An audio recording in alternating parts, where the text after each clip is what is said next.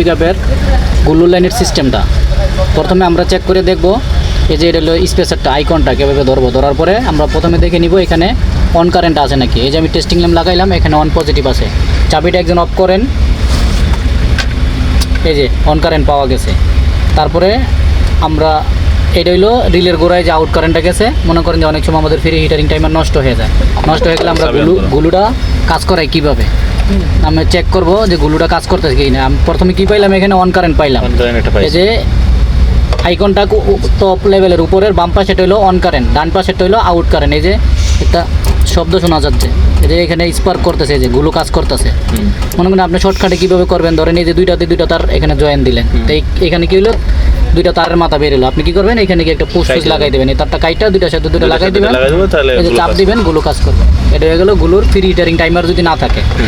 আর যদি টাইমারও থাকে, অনেক গাড়িতে মনে করেন যে টাইমার কাজ করে না। আবার এরকমও হয় অনেক গাড়িতে দেখা গেল যে স্টার্ট করলেন, স্টার্টের আগে টাইমার কাজ করতেছে ঠিকই, কিন্তু স্টার্টের পরে টাইমার কাজ করতেছে না, স্টার্ট হওয়ার পরেও গুলো হয়েই থাকে। তখন কিন্তু গুলো পেলাগুলো কাইটা যায়। তখন আমাদেরকে কী করতে হবে, টাইমারের স্পেসারটা খুললে দিতে হবে। টাইমার থেকে স্পেসারটা খুললে, এই যে আমি প্রথম যেভাবে দেখাইলাম, এই দুইটার সাথে দুইটা তার লাগাইয়া যে পুশ সুইচ সিস্টেম করে দিতে হবে, পুশ সুইচ করে দিবেন। আর আপনারা একটা জিনিস সবসময় মাথায় রাখবেন, ধরেন এইটা হলো কি অন কারেন্ট, এটা হলো গুলোর আউট কারেন্ট। আমরা কিন্তু অনেক সময় এই জিনিসটা মাথায় রাখি না যে গাড়িটা গিয়ারে আছে না আছে। আমরা অনেকে জানি না যে এইখানেও কিন্তু একটা সেলফের লাইন আছে। আমরা কিন্তু অনেক সময় পজিটিভ দিয়ে চেক করতে গেলে ইঞ্জিনিয়ার দেখে গেছেন হাত দিছে পজিটিভ।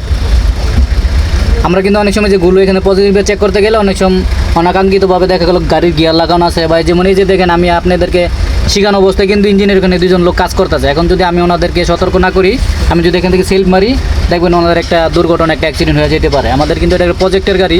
এখন যদি মনে করেন যে ইনকেস গিয়ার লাগানো আছে, আমি এই জিনিসটা মাথায় রাখলাম না, এই যে এই হাত দেওয়া আছে ভাই, ইঞ্জিনে হাত দিছে দিব, এই যে এখান থেকে কিন্তু আমি গাড়ি স্টার্ট করতে পারবো। যেটা তো দূর ছিলাম ওইটা আর্থিং ছিল। এই যে এটা হলো সেলফের লাইন, গাড়ি এখান থেকে স্টার্ট হয়ে গেল। অনেকে কিন্তু জানে না যে এখানে একটা সেলফের লাইন আছে। এই লাইনটা হলো আপনার, যখন আমরা অনেকে গুলো দিলাম, গুলো দেওয়ার পরে দেখা গেলো 1-2 মিনিট সময় আমরা নিলাম, নেওয়ার পরে গুলো দেওয়ার পরে আমরা আবার একটু সময় নেই, মনে করেন যে কারোর সাথে কথা বললাম বা ডাইনে বামে তাকাইলাম, তখন কিন্তু গুলোটা আবার ইঞ্জিনটা ঠান্ডা হয়ে যায়, গুলো পেলাক তখন কাজ করে না। ওই ক্ষেত্রে আমরা যখন পুনরায় সেলফ মারে, তখন এখানে আবার একটা লাইন আসে। লাইনটা আসলে যখন সেলফ মারে, এখানে একটা কারেন্ট আসলে তখন কিন্তু মনে করেন যে আবার গুলো হয়, ওটার বলে অ্যাডভান্স গুলো। যখন আপনি যে অ্যাডভান্স পজিশনে গুলো মারবেন, এই যে গুলো হচ্ছে, তখন আপনি যে এটা দিবেন, এখান থেকে স্টার্ট হয়ে যাবে। চাবি তো হাত দেওয়া লাগবে না, চাবি অন করা থাকবে। আজকে এতটুকুই, ধন্যবাদ।